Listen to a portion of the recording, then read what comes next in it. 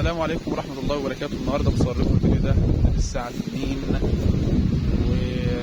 واحنا صايمين، والحقيقة يعني حبيت ان انا اشارك معاكم الفيديو ده، وحبيت كده اتمشى في الخضرة. ليه بقى؟ لان الخضرة هتخليك تحس بالراحة. يعني احساس الراحة ده، يعني لما تكون متضايق انزل الخضرة، دي نصيحتي ليك. فانا يعني حبيت اكلمكم النهاردة وانا بتمشى في الخضرة. وطبعا حضراتكم عارفين، ما حدش يقول لي اللي وراك ده ايه، اللي ورايا ده برسيم، عشان بس ايه نكون متفقين. اللي ورايا ده برسيم اهو، ده برسيم. ها عارفين طبعا بيستخدم في عالم ايه يعني. فيعني النهارده هنتكلم عن حاجه مهمه جدا في كتاب للدكتور ابراهيم فيه اسمه غير حياتك في 30 يوم. الكتاب ده مهم جدا تقرأوه، لان من افضل الكتب اللي الدكتور ابراهيم عملها في التنميه البشريه رحمه الله. في مقوله كده فيه بتقول ايه بقى؟ في المقوله دي في الكتاب ده بتقول: لولا وجود عكس المعنى ما كان للمعنى معنى. يعني حضرتك لولا وجود المرض ما كانت الصحه لها معنى. يعني ايه كمان؟ يعني حضرتك لولا وجود التعاسه ما كانت السعاده لها معنى. طب وايه تاني؟ لولا وجود الفقر ما كان الغنى له معنى. يبقى سيادتك نطلع من الكتاب ده، لو طلعنا من الكتاب ده بشكر النعمة اللي ربنا سبحانه وتعالى رزقها لك، كافي قوي. ليه بقى؟ لان الناس يعني انت كإنسان بتبقى حاسس انك تعيس، وتبقى حاسس انك مش مبسوط في حياتك، ولكن ما تنظرش للي اعلى منك. شوف اللي اقل منك حياته ازاي وانت تحمد ربنا سبحانه وتعالى، وما تقارنش نفسك باحد. لان لما حضرتك هتقارن نفسك بحد هتعيش تعيس، لان انت ما انتش عارف كل واحد عايش ازاي. يعني حضرتك الطموح مهم في حياة البني ادم، ولكن الخبرة تكسب. انت طموح وعايز تعمل بيزنس معين، بس ما عندكش الخبرة الكافية انك تدير هذا البيزنس، هتخسر وهينقلب عليك البيزنس ده التعاسة. فنصيحتي ليك ما تخشش في حاجة الا وانت دارسها كويس جدا، ودارس السوق كويس جدا. نرجع للحاجة المهمة. بتلاقي واحد ورث من والده 5-6 مليون جنيه، ما تقص نجاحه بنجاحك. وانت راجل طالع لقيت ما فيش فلوس والحالة مش ولا بد. ما تقارنش نفسك باللي والده ساب له ملايين ومليارات وتقول انا عايز ابقى زيه. لا، انت اشتغل على نفسك واستعين بربنا سبحانه وتعالى، وانت في يوم من الايام ان شاء الله ربنا هيكرمك وهتوصل.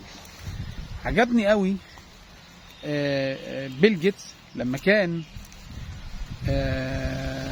قاعد في كافيه. يعني احد الحاجات اللي قرأتها عن حياة الراجل ده، قاعد في كافيه، فابنه ادى للراجل تيبس او بقشيش زي ما بيقولوا.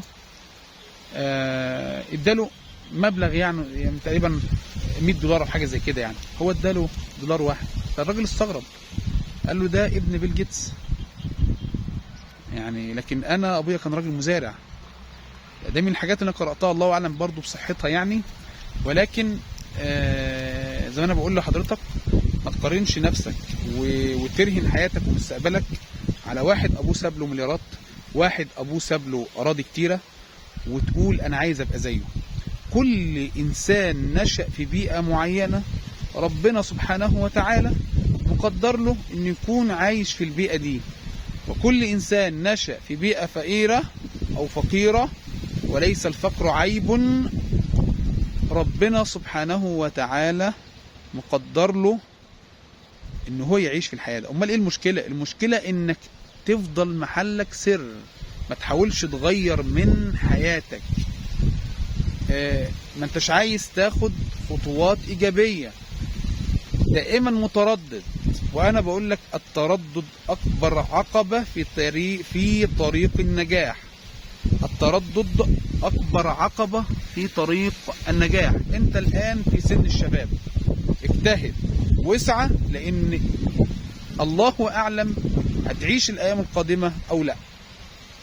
فالاجتهاد مطلوب والسعي مطلوب، إن شاء الله إن شاء الله ربنا سبحانه وتعالى يرزق كل مجتهد وكل مجاهد.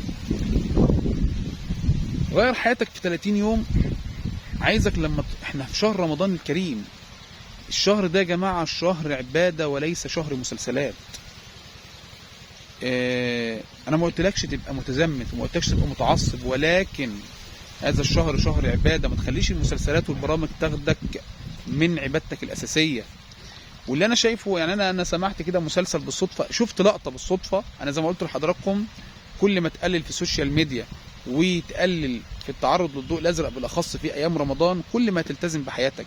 رمضان فيه يا جماعه ميزه مهمه جدا، انك هتلتزم بعباداتك اللي ربنا سبحانه وتعالى فرضها عليك. صلواتك هتصليها في الميعاد المناسب. شهر رمضان اللي هتستفاد منه ايضا انك سيادتك هتطلع محافظ على صلواتك. لو ما كنتش ملتزم قبل رمضان، هتطلع الفجر اذن هتصليه في ميعاده. الظهر اذن هتصليه في ميعاده. العصر اذن هتصليه في ميعاده، وكذلك المغرب والعشاء. يبقى هتطلع حضرتك في شهر رمضان الكريم انك هتلتزم باوقات صلاتك وعبادتك اللي ربنا سبحانه وتعالى فرضها عليك. وهو ده اللي انا قلت لك، خليه روتين وتصبح عادة، عشان لما تطلع من رمضان تستمر، ما تتكاسلش. لما تقرأ قرآن في شهر رمضان الكريم سيادتك هتتعود. انت بتقرأ 30 يوم هتتعود، يقوم تخلي دي لما تطلع من رمضان انك تستمر معاك مدى حياتك. وركز معايا في الحتة اللي جاية ديت، لان الحتة دي مهمة جدا. يعني انا في مرة، انا لما قرأت الجزئية ديت انا شعري شاب. الابن على ما شاب عليه ابيه. يعني اوعى تفكر انك مقطع السمكة وديلها وابنك مش هيعرف عنك حاجة. لا، الكلام ده غلط. ابنك اكتر واحد هيعرفك، ولما تنكشف قدام ابنك يعني ده وضع يعني مسيء جدا. المفروض انك مثله الاعلى، ما تنساش دي، حطها قدامك وامشي على النهج ده مدى الحياة. هتلتزم في حياتك.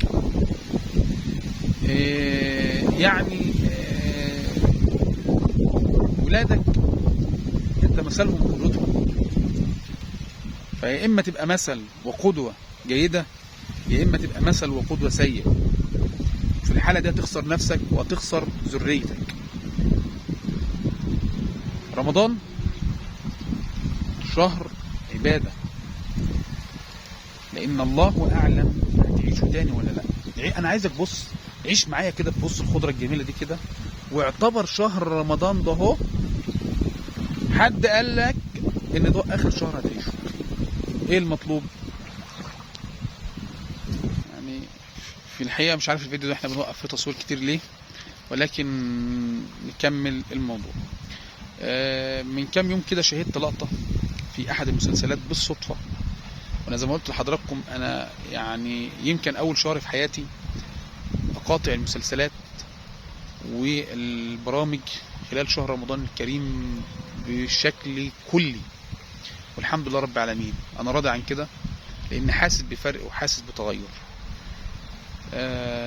فيعني الحمد لله. يعني الواحد شهر رمضان ده الحقيقة حاسس ليه بأجواء مختلفة عن كل شهر.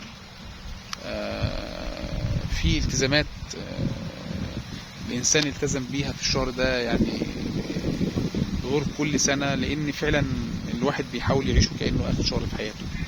وربنا يديكم الصحة جميعا ويدينا الصحة يا رب. أحد المشاهد كده جت قدامي بالصدفة، كده جت لاحظتها كده بلمح البصر. مرات يعني راجل يعني كبير عائلة وعنده ولدين، ويقوم الراجل اللي يجي لك في المسلسل يعمل لك ان الاخ قتل اخوه، ويرجع تاني يقول لك ان مرات الابن قتلت حماها اللي هو ابو زوجها. انت بتعمل ايه؟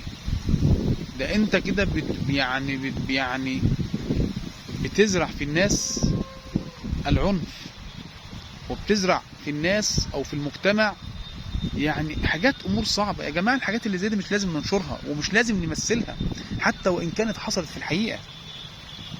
يعني يعني جرائم القتل، يا ريت الناس اللي هم قائمين على موضوع صناعه السينما في مصر يا جماعه، الحاجات المشينه التي تسيء للمجتمع وتسيء للدين بلاش ننشرها ونعممها، بلاش يا جماعه. يعني القضايا اللي هي يعني بيبقى فيها نوع من انواع الحرج، او يعني الحاجات اللي هي، انا مش عايز اتكلم عشان احنا صايمين يعني، بس يعني الحاجات اللي هي مسيئه للمجتمع بلاش ننشرها وبلاش نعرف الناس بيها. الحاجات اللي زي ديت